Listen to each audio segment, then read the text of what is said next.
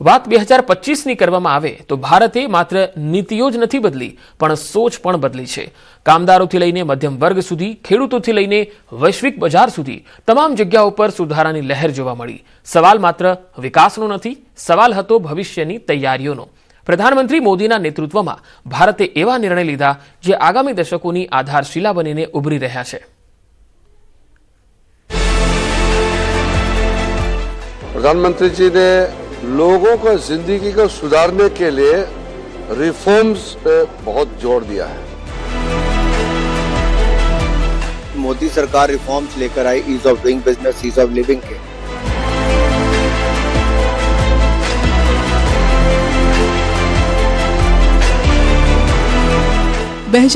નું વર્ષ ભારતના ઇતિહાસમાં માત્ર કેલેન્ડર વર્ષ નથી, એક નિર્ણાયક મોડ બનીને અંકિત થયું છે. આ એ વર્ષ હતું જ્યારે ભારતે અડધા અધૂરા સુધારાઓથી આગળ વધીને સાહસિક અને ઊંડાણપૂર્વકના નિર્ણયો લીધા.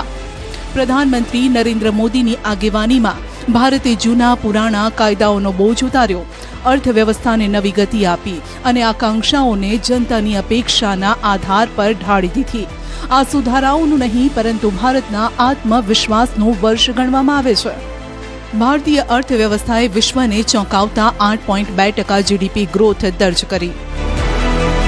આ આંકડાઓ માત્ર ભારતના વિકાસની રફતાર નથી દર્શાવતા, એ સંરચનાત્મક સુધારાની અસર છે જે જમીની સ્તર પર પહોંચી છે. આ વર્ષમાં લેબર કોડ્સનો વાસ્તવિક પ્રભાવ જોવા મળ્યો, જ્યારે 29 જૂના અને વિખેરાયેલા કાયદાઓને 4 આધુનિક કોડ્સમાં સમાવેશ કરાયો. આનાથી ન માત્ર ઉદ્યોગોને સ્પષ્ટતા મળી, 64 કરોડથી વધુ શ્રમિકોને રોજગારી, સામાજિક સુરક્ષા અને સુરક્ષિત કાર્યસ્થળનો ભરોસો મળ્યો. 2025માં ટેક્સ સિસ્ટમમાં જે બદલાવ થયો, જેની રાહ વર્ષોથી લોકોને હતી. सभी राज्यों को, सबको साथ लेकर आजाद भारत का इतना बड़ा टैक्स रिफॉर्म संभव हो पाया. ये केंद्र और राज्यों के प्रयासों का नतीजा था कि देश दर्जनों टैक्सों के जाल से मुक्त हो.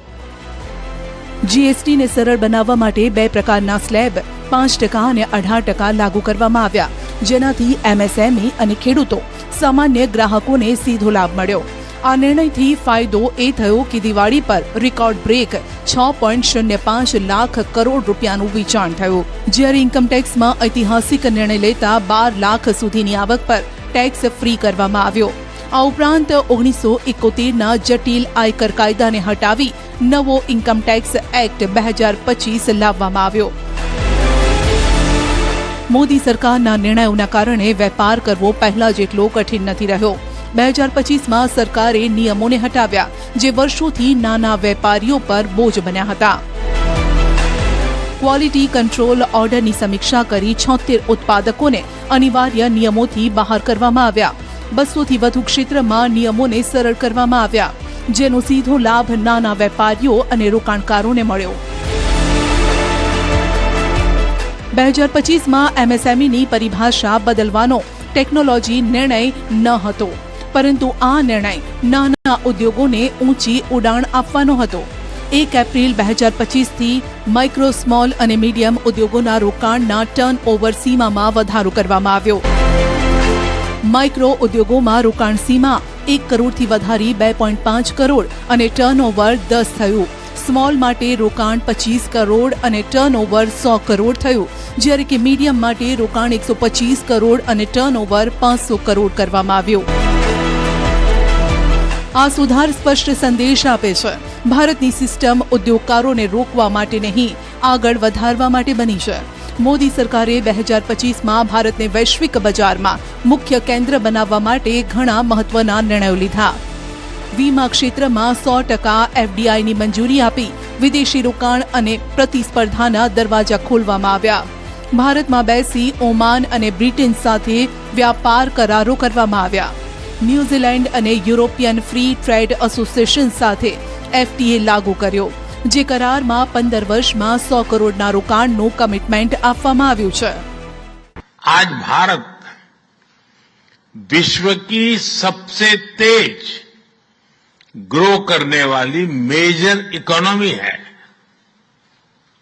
और बहुत जल्द विश्व की तीसरी सबसे बड़ी इकोनॉमी बनने जा रहा है। ભારતીય ન્યાય સંહિતા લાગુ કરવામાં આવી, જેણે વર્ષ 1807માં લાગુ કરવામાં આવેલા ઉપનિવેશ કાયદાને ઇતિહાસ બનાવી દીધો. બીજી તરફ જ્યાં શાંતિ બિલના રસ્તે ન્યુક્લિયર સેક્ટરમાં વિદેશી રોકાણનો રસ્તો ખુલ્યો, ગ્રામીણ ભારતમાં ગ્રામ રોજગાર ગેરંટીમાં કામ આપવા માટે 100થી વધારી 125 કરવામાં આવ્યું. આ તમામ વસ્તુ એ સાબિત કરે છે કે ભારતે 2025માં કાયદો, ઉર્જા અને ગામ ત્રણેયને ભવિષ્યના હિસાબથી ઢાળવાનો મોટો નિર્ણય લીધો છે.